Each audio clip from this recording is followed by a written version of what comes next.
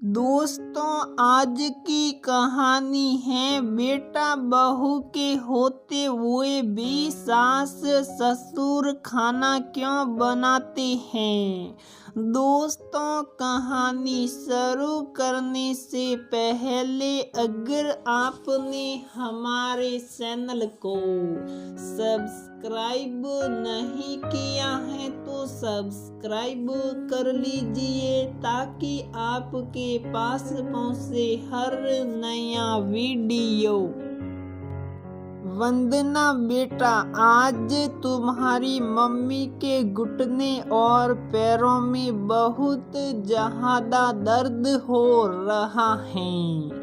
शाम से रह रह कर कहरा रही है। ना हो तो थोड़ा सा तेल अजवाइन का गरम करके लगा दो।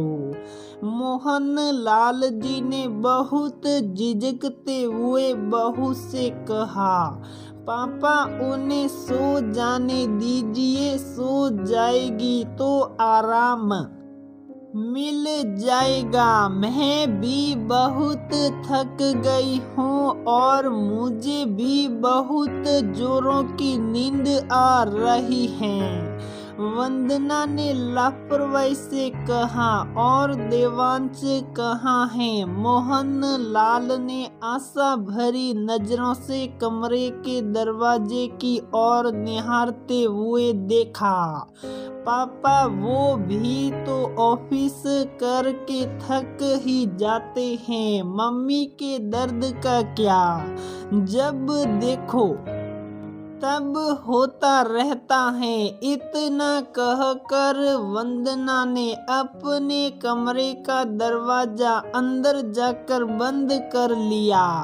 मोहन लाल जी की आंखों में आंसू आ गए। ये वही बेटा है जो बिना माँ के पैर दबाए लेटता ही नहीं था और आज उसको माँ के कमरे में झांकने की भी फुर्सत नहीं है। मोहन लाल जी ने रसोई में जाकर कटोरी में सरसों का तेल अजवाइन डालकर खूब गरम किया और ले जाकर जसोदा के पैरों में लगाने लगे।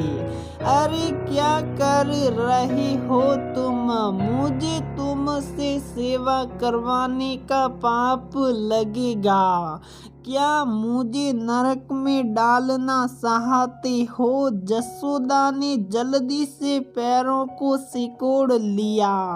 जसोदा पति पत्नी को एक दूसरे की सेवा करने में कोई पाप वाप नहीं लगता और फिर जब घर के बच्चे मर्यादा भूल जाए तो पति पत्नी ही तो एक दूसरे के सहयोगी बनेंगे। ये कहकर मोहन लाल जी जबरदस्ती जसोदा के पैरों में तेल लगाने लगे। घर में हर काम के लिए तो काम वाली लगी है, लेकिन जसोदा खाना खुद अपने हाथों से ही बनाना पसंद करती, क्योंकि मोहन लाल जी खाने पीने के बेहद शौकीन। मौसम की हर चीज उनको जसोदा के हाथों से बनी हुई भाती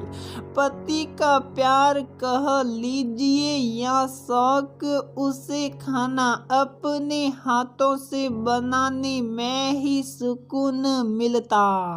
बेटा बहू सुबह ही नौकरी पर निकल जाते और देर शाम गए ही वापस आते और मोहन लाल जी अपनी दुकान।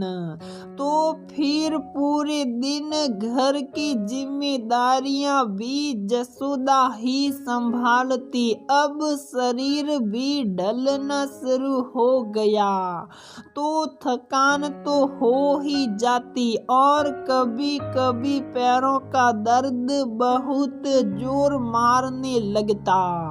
अभी मोहन लाल जी जसोदा के तेल लगा ही रहे थे कि तभी वंदना किसी काम से बाहर निकली और मोहन लाल के कमरे की खिड़की खुली हुई थी, क्योंकि उनकी नजरों में ये बिल्कुल भी बुरा नहीं था।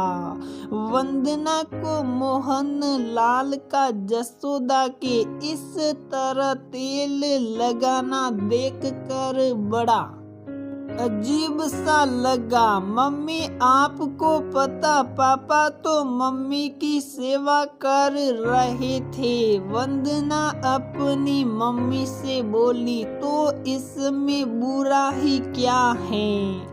वैसे तुम और देवांश कहाँ थे? हम लोग अपने कमरे में थे। तो तुमको ऐसा कहने में शर्म नहीं लग रही? अरे मम्मी, कुछ तो लिहाज करे कि घर में बेटा बहू भी हैं। सही बात है, लिहाज तो करना ही चाहिए, लेकिन लिहाज उनको नहीं बल्कि तुम लोगों को करना चाहिए कि बेटा बहू के होते भी पति पत्नी एक दूसरे की सेवा करने को मजबूर हैं। मम्मी, हम लोग भी दिन भर ऑफिस करके थक जाते हैं और सिर्फ खाना बनाने का ही तो काम बचता है, बाकी तो सारी मेड आती ही है। अब थकने के बाद तो हम लोगों से किसी सेवा का सवाल ही नहीं पैदा होता। बेटा, माता पिता शायद जितने भी थके हो, लेकिन बच्चों की जरा सी भी परेशानी में वो लोग सारी रात उन लोगों के लिए जाग जाग कर गुजार देते हैं और सुबह होते ही फिर से अपनी दिनचर्या में लग जाते हैं। फिर तो जब तुम बच्चे लोग अपना दायित्व नहीं निभाओगे तो पति पत्नी को तो एक दूसरे की देखभाल करनी ही पड़ेगी। मुझको कुछ जरूरत होगी तो तुम्हारे पापा क्या मेरी सहायता नहीं करेंगे क्या? ये पति पत्नी का रिश्ता पर इस पर आपसी सहयोग और प्यार का होता है, जहाँ पर बुढ़ापे में तो और भी ज्यादा एक दूसरे का सहयोग और सानिध्य चाहिए होता है। और चिंता न करो, तुम लोग भी जब एक दिन इस अवस्था में जरूर पहुंचोगे, तब मेरी बातों के बारे में सोचने पर मजबूर हो जाओगी। इतना कहकर वंदना की मम्मी ने फोन रख दिया और अब वंदना बहुत कुछ सोचने पर मजबूर हो गई कि सचमुच जब वो सास ससुर की सेवा नहीं कर सकती तो उससे बातें बनाने का भी कोई हक नहीं। मेरी बेटा गिला तो तुझसे है, बहू तो पराया खून थी।